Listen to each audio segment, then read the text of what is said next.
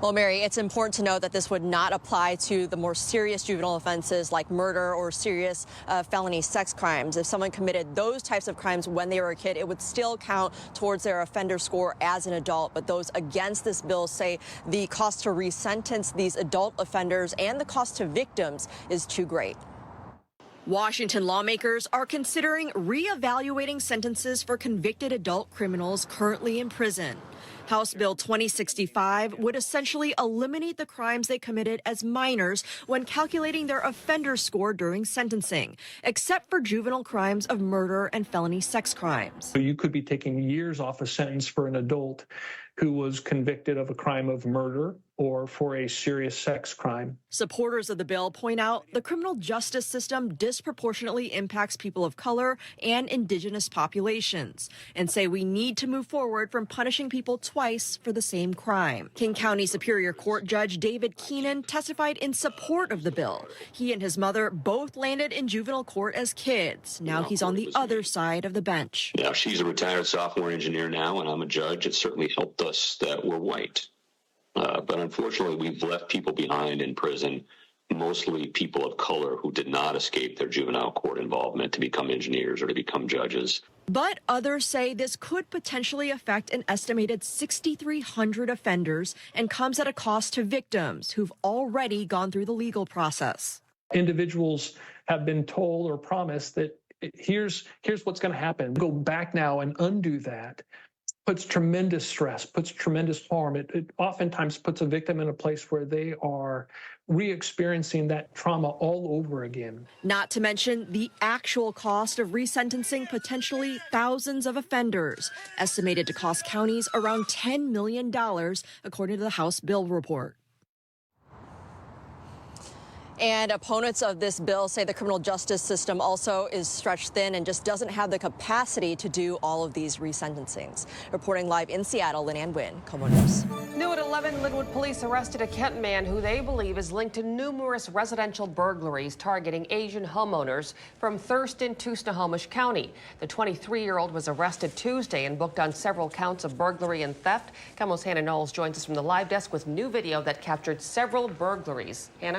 Yeah, Mary, take a look at this. Home surveillance video shows the 23-year-old checking the back doors and windows in Lynnwood. He hasn't officially been charged, which is why we're not naming him tonight. This is what police tell me was his MO. He would smash a sliding back door, take whatever he could before the homeowners returned. Filmed in action. Ring video shows a man wearing a mask canvass a home in Lynnwood with a flashlight. He goes in and out of rooms, searching for things to steal. A second video from police shows who they believe to be the 23-year-old peeking through someone's back door before he strikes. Police documents state many of the victims' homes back up to green belts and have access to walking trails or pathways, and have happened in quiet neighborhoods in Lynnwood, Edmonds, Mount Lake Terrace, and Bothell. The 23-year-old's arrest marks the 8th arrest locally over the past 8 months of Central and South American nationals that have been operating in an organized manner. Documents also state the suspects found their victims at local Asian or Indian businesses and often stole anywhere from $5,000 to $20,000 worth of cash, jewelry, and other valuable items. And here's a look at that video once again. Now, police are suggesting and investing in audible alarms, camera systems, and heavy safes for your valuables that are secured to the floor. The Lynnwood Police Department also said that they expect more arrests to be coming soon. From the live desk, Hannah Knowles, KOMO News. After seeing 3 to 5 customers a day stealing from inside the store, Bella's Voice thrift store decided to install this robust security system, which caught 3 burglaries in the last 8 days. First break-in, a guy shatters a glass door, heads inside while his buddy stands watch for just 15 seconds while the burglar scoops up an armful of electronics, and they're gone. Break-in number 2, a man and a woman pry off the plywood that replaced the glass from break-in number 1, and they loiter long enough that Lynnwood police, responding to the burglar alarm, arrest them.